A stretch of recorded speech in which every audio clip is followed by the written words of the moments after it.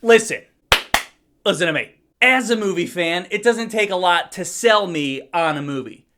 But if you want a guarantee that I'll go see a movie, just hit me with some 80s vibes. Neon shit, I'm in. Synth music, I'm in. Windbreakers, I'm fucking in. I'm fucking in. Well, Love Lies Bleeding takes place in the late 80s, I believe. At some point, they do mention that Die Hard recently came out, so I'm thinking 88, 89. And the setting, I think, is New Mexico, a small town with dangerous people doing dangerous things. And among all this, we've got a little love story brewing between Kristen Stewart and Katie O'Brien. Katie is new to town, and these two have an instant connection. Unfortunately, this ain't the kind of town that takes kindly to love stories. So take that, and then throw in some evil, and some murder, and some guns, and then you got yourself some love, some lies, and some bleeding. Kristen Stewart, oh my god, what a performance. She's come quite a long way since Twilight, and I hope that people recognize the talent she has cultivated over the years. Her character is very street smart, and given this situation, I was always rooting for her to find a way out, as everyone else around her just keeps pushing her back into the shit fan. Side note, I found it funny that her character physically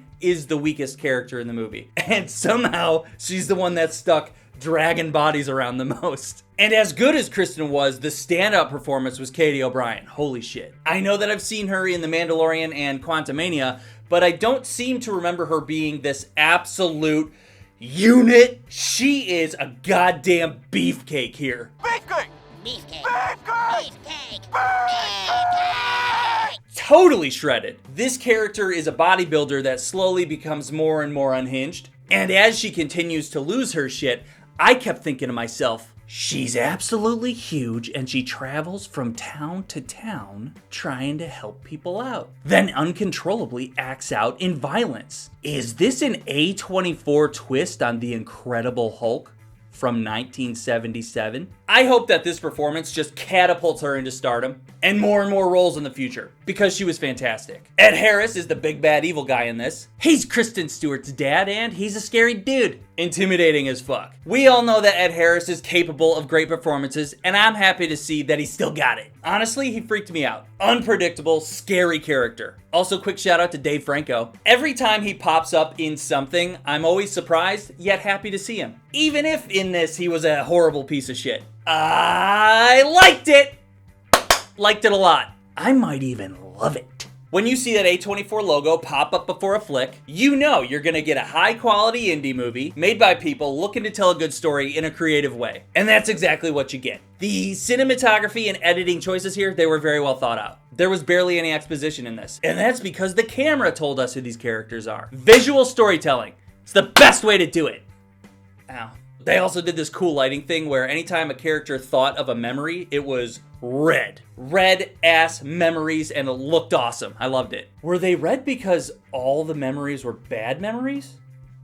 Story-wise, I was kind of surprised how much they fit into an hour and 45 minutes. And that story was a thrill ride of tension. I liked the theme that was going on here. It's like different types of power conflicting with each other. Physical strength and guns and the power of fear. The power of attraction and love. Then it shows you how all this power is used by these characters to use and control each other. Sprinkle a little fucked up love story in there and you got yourself a solid fucking flick. Thrilling build up too. It's like when you enter a large body of water. The first few steps you're feeling good, and then there's this scary drop off. And once we hit that drop off, it was this intense ramp up for the rest of the runtime. Tension, intimidation, murder. As far as dislikes go, I didn't really dislike anything. I really had a great time watching this story play out. However, there is an interesting choice made near the end. And for the tone of the rest of the movie, this part is a bit out of place. There was a build up to this moment, but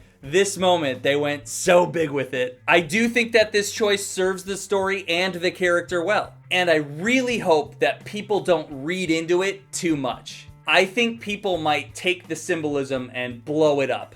I don't think it's that complicated. I think it's pretty basic. I think this big thing that happens is very straightforward. And if people want to read into it too much, I would say that my Hulk origin story makes more sense than anything else that you could tack onto it. I recommend this. I think you should see this one. It was refreshing to see a crime thriller in the theaters for once. I at least really liked it.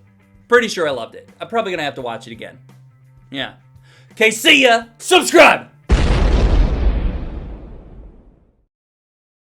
Okay, I think it's funny how we got 5 Twilight movies. When they were filming Twilight, Robert Pattinson and Kristen Stewart were actually in love. They dated in real life, and their chemistry on screen was laughable.